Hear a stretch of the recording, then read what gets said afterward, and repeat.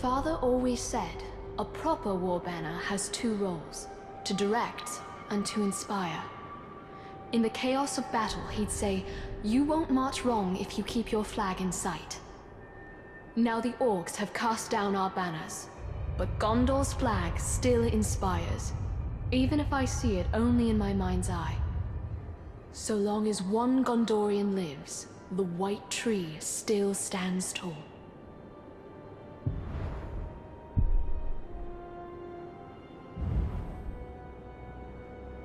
We Gondorians called Minas Ithil home, but we cannot claim to have built it. That honor belongs to exiles from the fabled realm of Numenor beyond the sundering seas. Wondrous architects, they fashioned this city of marble to reflect the moonlight and glow with an inner warmth. But the city's beauty and light drew the ire of the Witch King, who has long sought revenge on Gondor.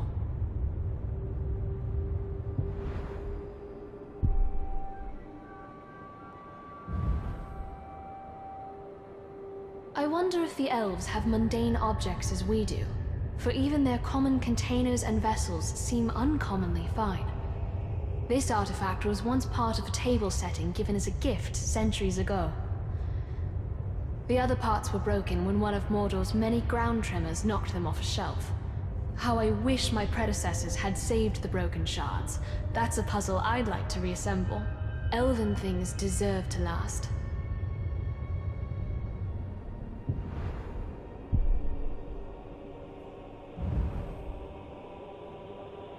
Gondorian folktales abound with drakes, lesser versions of the great dragons who supposedly slumber under the earth.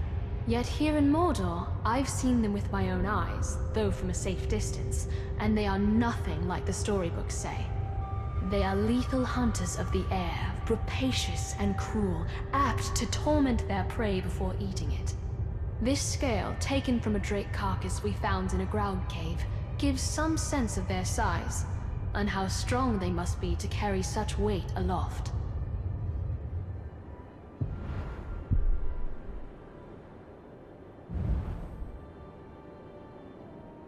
The orcs are obsessed with rings, more so than coins or jewelry of equal value. They snatch them from prisoners immediately, and what happens to these rings is anyone's guess. We rarely find orcs actually wearing them.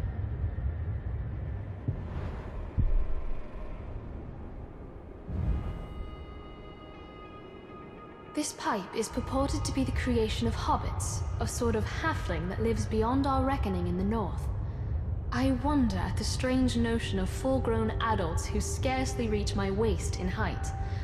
But after what I've seen in Mordor, a hobbit would be a welcome sort of strange. Though I don't think a hobbit would last long in Mordor.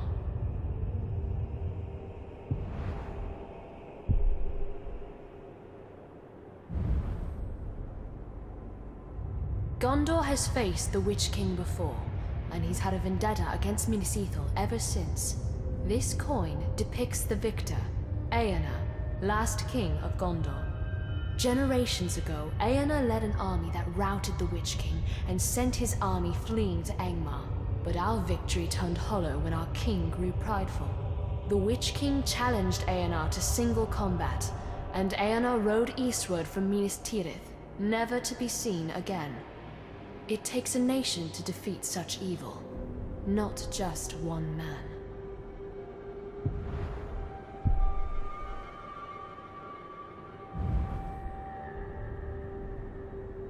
Each city in Gondor administers its own justice in all but the most important cases. And in my lifetime, we've always handled legal matters in Minas Ithil. When I was a girl, I recall my father being much occupied with mercantile disputes and other legal affairs. Then the orcs came, and matters of justice yielded to matters of survival.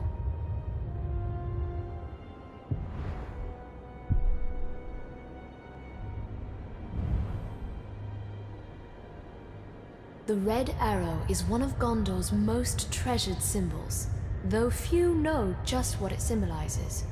When our need is dire, we can present the arrow to the men of Rohan, and they are bound by ancient pact to ride to our aid. We should have used it in the early days of the siege, but the orcs encircled us so quickly. and Rohan is too far away.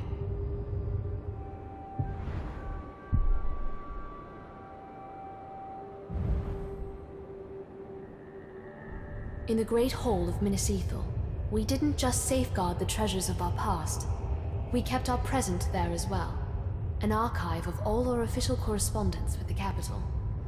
I used to file away missives from Minas Tirith after my father had read them. This was a weekly task at first, but as our surroundings grew more dangerous, scrolls like this one became more rare. I wonder whether there were promises of aid that the orcs intercepted, plans for relief that we never saw.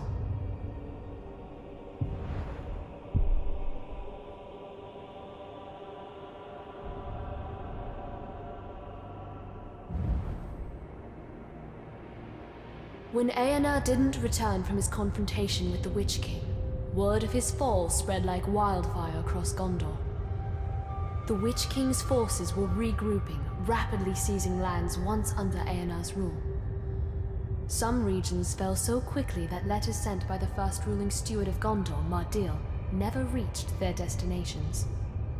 For generations we stored the unread letters here, destined to remain forever sealed. We know those lost Gondorians will never claim their letters, but we keep them to honor their memory. I wonder what will become of the last few letters I sent on my father's behalf.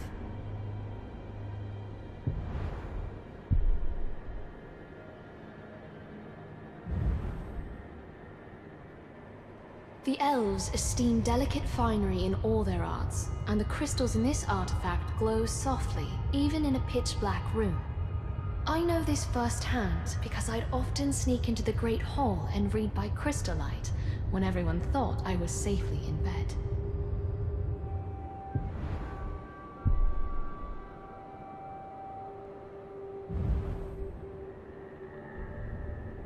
The Sea of Nirn is home to beasts we can scarcely comprehend, but from time to time clues about their existence wash up on the shore.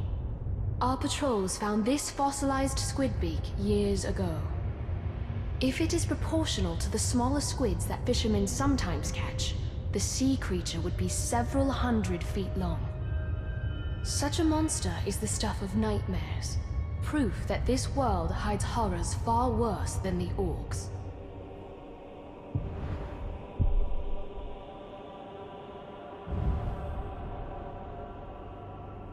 It's easy to dismiss the orcs as brutish, but that demeanor masks a cunning and cruelty well suited for warfare.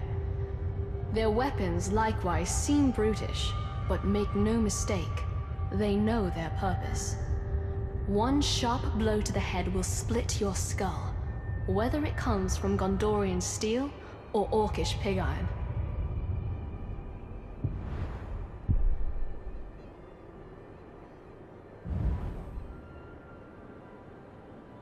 This artifact, a chunk of moonstone, was our last acquisition before the orcs came. A scout found it still smoldering out in the fields where it fell to earth from the moon overhead. I am far from superstitious, but even I wonder whether this bit of fallen moonstone was meant to serve as an ill omen for the disaster that followed.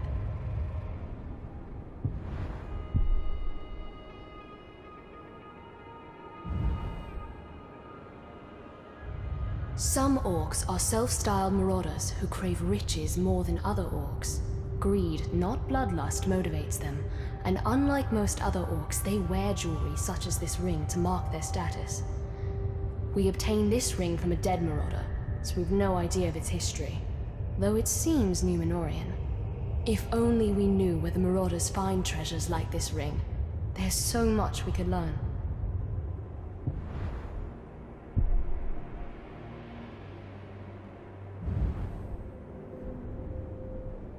The last king of Gondor, Eonar, challenged the Witch King himself in the heart of Angmar.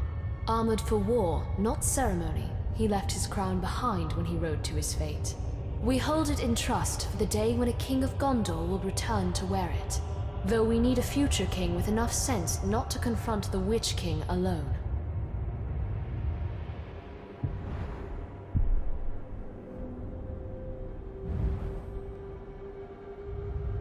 By reading the history and peoples of Gondor, every child receives countless lessons in our realm's history, our kings and heroes, our battles and triumphs. Doubly so for those of us who grew up on Gondor's frontiers. The teachers meant well. They were trying to inspire us. But all the tales of Gondor remind us how exposed we were to the threat of Mordor.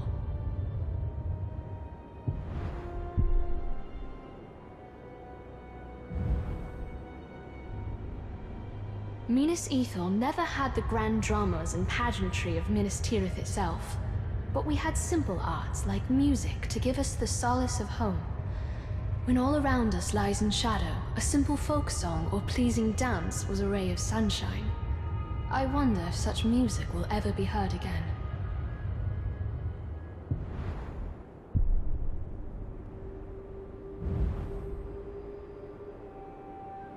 To an orc, grog is strong drink for their bellies, but it's also medicine for their wounds, and so combustible that it may even be fuel for their war machines.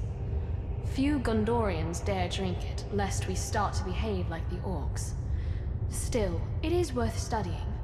Baranor has some ideas about a poison that, when mixed with grog, can disable or even kill the strongest orc.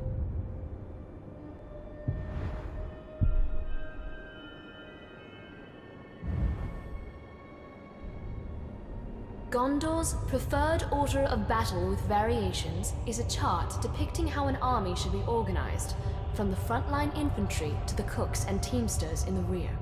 Whenever I study it, I'm amazed at what it takes to send an army to war. Details down to the number of cobblers and farriers for each column of soldiers. Such matters of supply seem mundane, until you're under siege, desperately fighting on quarter rations. Then, you're eager to pay attention to logistics.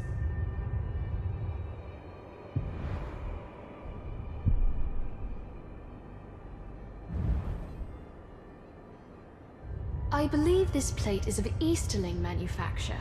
The ceramic and the style of decoration is a sort unknown to me or anyone I've shown it to. I know that the Easterlings from beyond the Sea of Rhûn have never been friends to Gondor, and their war chariots and wain wagons are fearsome indeed. But I should like to meet one up close when battle is not at hand. No matter how fierce they are, they're still men, not Uruks or other minions of the Dark Lord.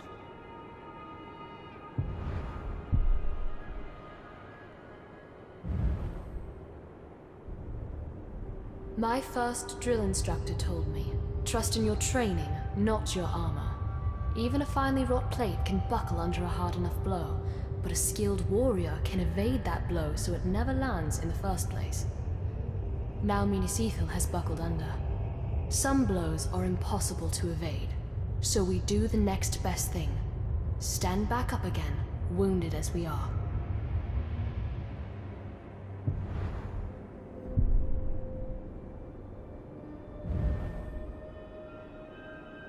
Gondor's roots are literal ones, for our realm is intertwined with the White Tree, our greatest symbol and inspiration. Isildur himself gave our people the sapling that would grow into the White Tree, and it survived attacks from Sauron, plagues, and multiple transplants as Gondor's borders shifted in war. Today, the White Tree stands in our capital, Minas Tirith, though it will not blossom again until the king returns, as my father once said.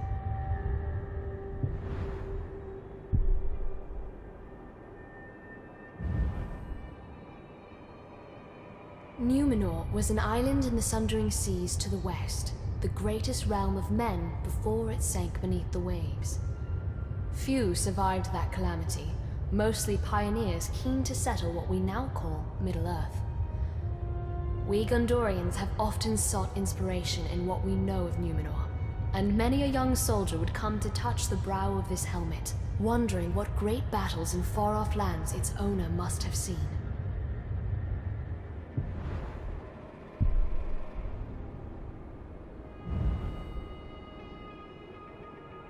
We Gondorians are a seafaring people, though our ships ply the coastlines and rivers, rarely venturing into the open sea. Yet it was not always so. Our ancestors, the Númenóreans, and their elven allies sailed to other lands in ships like this model.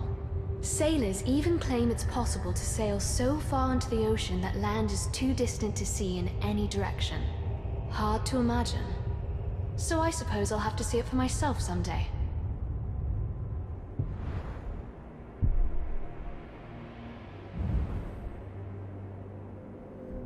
I believe this statue depicts Galadriel, an elf queen from a legendary forest beyond Gondor.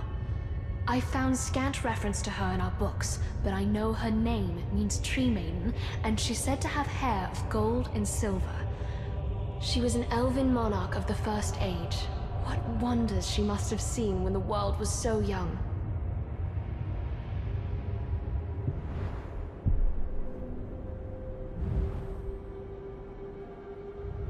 Some see rings like this as mere adornment, decoration for one's finger. Yet this ring marks its wearer as a Lord of Gondor, the line of Hamasir. Its filigrees form a seal that marks correspondence as surely as a signature. This ring may be all that's left of Hamasir's line. I know they perished when Minas Ithil fell. When a ring has symbolic significance, it is far more powerful than ordinary jewelry.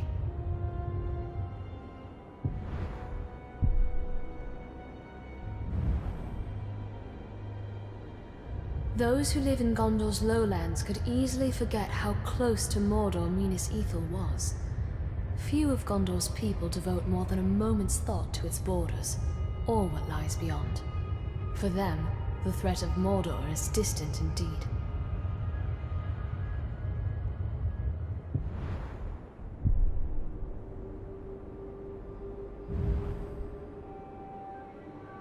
Minas Ithil's bookshelves cannot compare to the great libraries of Minas Tirith, but they're still the biggest collection of knowledge for miles in any direction.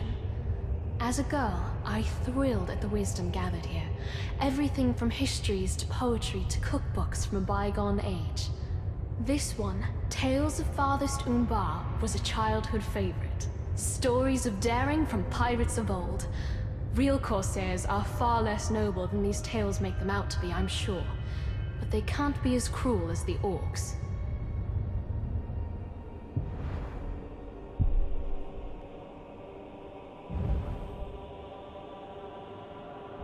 Not every author seeks to inspire.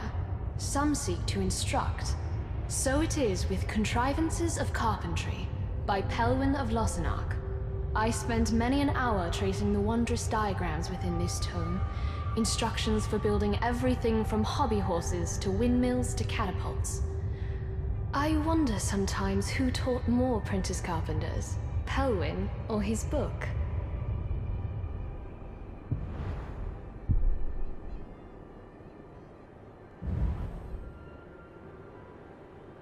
This ore comes from a longboat that washed ashore in the Bay of Belfalis, and it surely passed through many a corsair's hands before finding its way inland, where I espied it atop a merchant's cart years ago. I've often wondered about the hands that rode it to sea. Were they the calloused hands of a slave, or those of a dashing corsair of Umbar? I suppose I'll never know.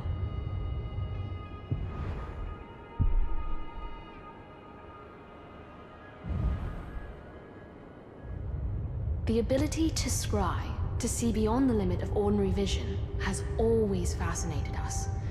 Those who claim to scry say pools of still water held in an antique bowl can foresee Mordor's many dangers, or reveal a glimpse of fair Gondor itself. But the bowl lacks the range or clarity of the Palantir, and I wonder whether it shows us anything beyond what we might wish to be true.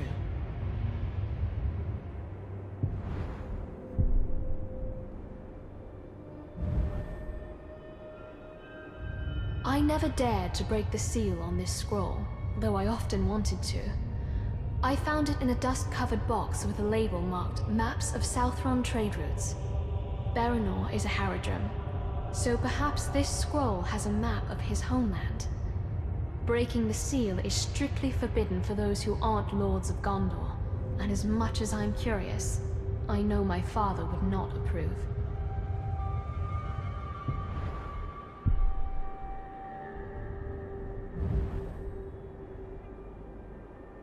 Men and orcs have clashed for centuries. In living memory, the greatest battle between them took place near Long Lake, where men, aided by elves and dwarves, battled the orcs and goblins of Moria. The free folk won the day, and some accounts claim that eagles of the Misty Mountains swooped down onto the battlefield, casting the orcs down from the cliffs and mountains where they stood. Seems a fanciful tale.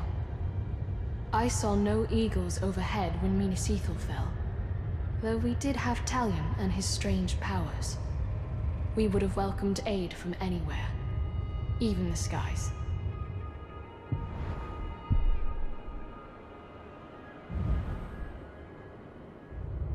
The lamps of Eregion illuminate a room with a soft glow, one that leaves only the most tenuous of shadows, a light that seems willing to turn corners and reach further than it ought. When we stored these lamps in the Great Hall, I would light them for an evening every midwinter just to ensure they still functioned. They cheered me so much that I always resolved to do so more often, but then I'd forget or put it off. How I miss their light now.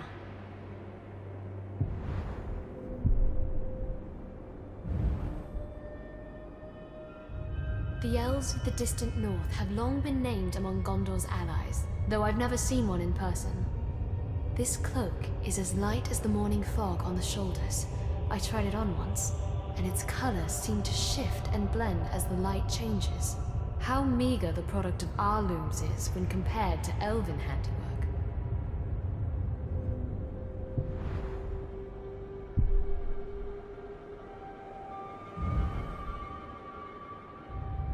The orcs are neither the only denizens of Mordor, nor the first. Easterlings and Haradrim have settled here from time to time, often at the Dark Lord's invitation. They are scarce today, but one can still find their strange artistic carvings scattered in places from Nirn to the city of the Corsairs.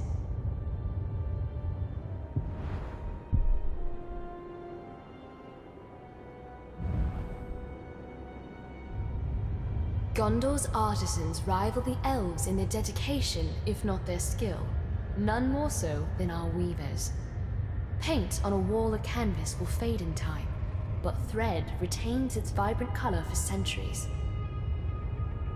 The Númenóreans taught our people the art of the loom generations ago, and it is a talent we've nurtured ever since.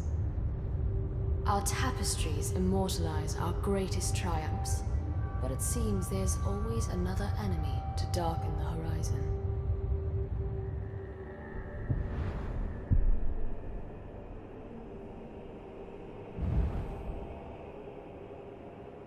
Minas Ithil is on Gondor's frontier, so we have few occasions for the grand balls and masquerades that are surely common events in the capital city. Fine dresses like this one are worn for ceremony, funerals and weddings mostly, not for lordly entertainment. I wonder if the noble families of Minas Tirith spared a thought for us, holding all of Mordor at bay while they danced.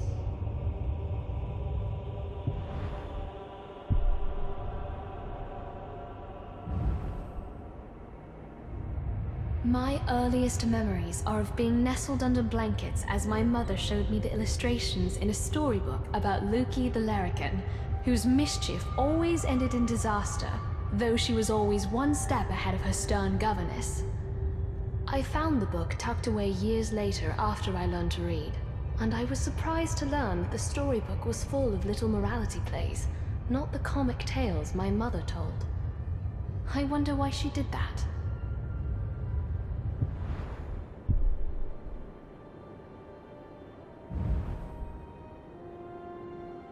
I've never seen a warg, but books and traveling hunters have told me plenty. The goblins of the north can ride wargs as the men of Rohan ride horses. Their howls can be heard leagues away, and their senses are keen enough to track even a ranger. What makes a warg truly fearsome is that they hunt in packs of a dozen or more. Caragors are more dangerous, but they travel in smaller numbers. A feeble blessing, that.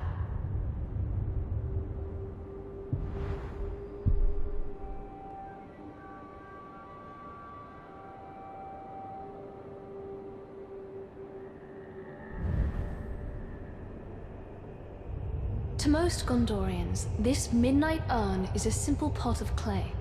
But to the denizens of Minas Ithil, it represented shared sacrifice that only those who live on the frontier understand. For centuries, the name of every able-bodied resident of Minas Ithil was placed in the midnight urn, and at sunset a name was drawn. That person would have to patrol the city's walls until sunrise. The task was ceremonial once we had a professional army, but that made it no less important. From our earliest days, it was always a neighbor watching from the walls. I was 10 the first time they drew my name, and I've never been prouder, though I could barely see over the parapet.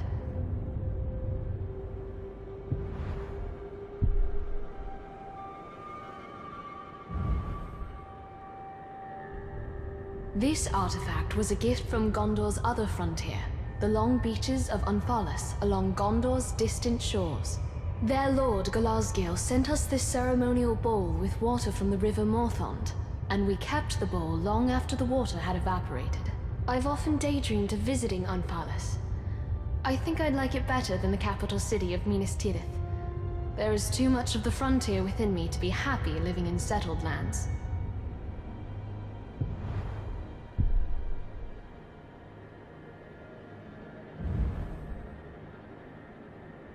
On the last day of each year, our people toast the setting sun, thereby seeking good fortune for the coming year, and ensuring the sun will rise the next morning, if the folktales are to be believed. The lords of Minas Ithil used this goblet for the toast of the final sunset, ever since Isildur himself founded the city back in the Second Age. We performed the toast every year without fail, though it availed us little when the horde of orcs arrived at our doors.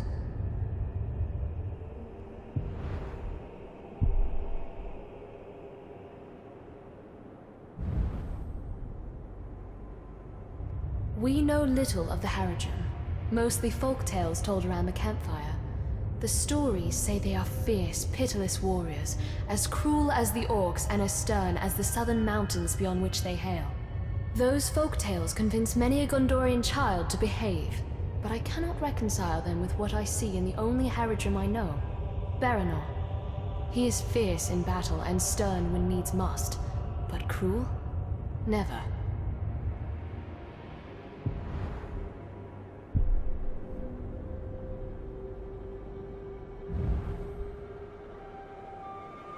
The Analects of Ruvenier is a collection of advice from a long-ago Gondorian swordsman. It includes a series of exercises he guaranteed would lead to triumph in every duel. Like all young Gondorian soldiers, I studied the Analects a great deal, and I learned two key things. One, Ruvenier's swordsmanship was undoubtedly better than his penmanship. And two, in Ruvenier's time, duelists were far more courteous than the orcs of Mordor. War ignores such niceties.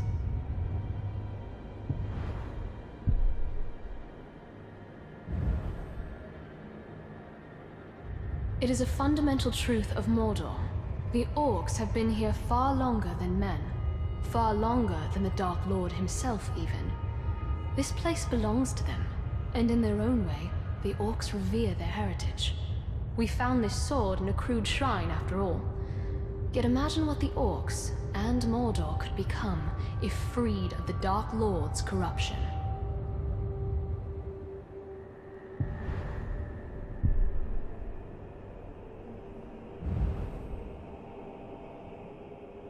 But some things were lost forever.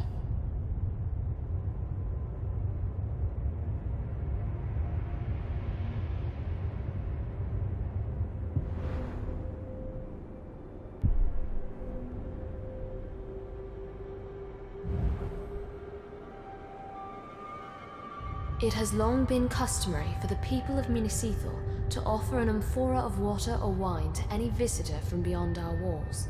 Such travelers were rare, especially recently, and making the trek to the frontier almost guaranteed a thirsty guest. But when our need was greatest, no one from Gondor came to our gates, thirsty or otherwise.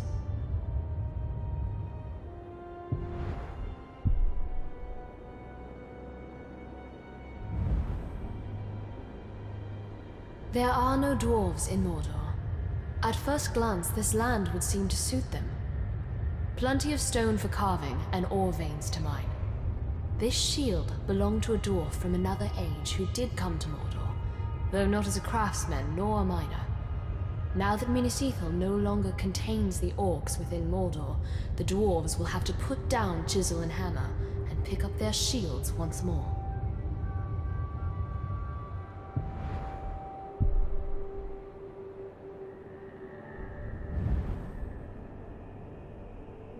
Minas Ithil held many treasures far grander than this necklace, though none more precious to me. When I was a little girl, I would sneak into the Great Hall and take this necklace from its locked cabinet, thanks to a loose latch that only a child's hand could reach.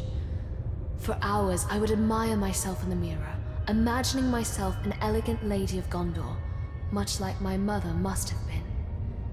My father caught me eventually, but as punishment, I received only a lecture. Perhaps he didn't mind seeing his daughter in such finery.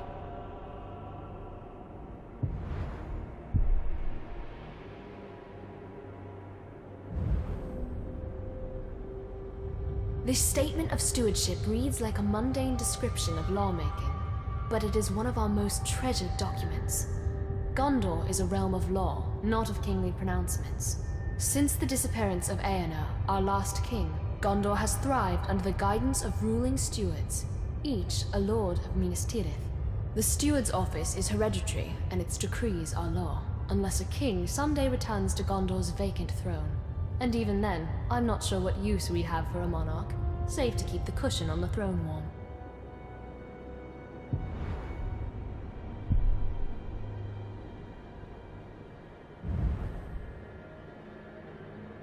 I do not fear the orcs, but in the deep of night I will admit this. I fear their drums. An orc can be defeated in battle. His threat can be walled off or outmaneuvered. But the low rumbling of the drums, that cannot be halted by any artifice of man. Those drums are the heartbeat of their factories, and every beat marks the orcs' relentless advance. We seized these drums in a raid, and I locked them up in the Great Hall so that no orc could ever play them again.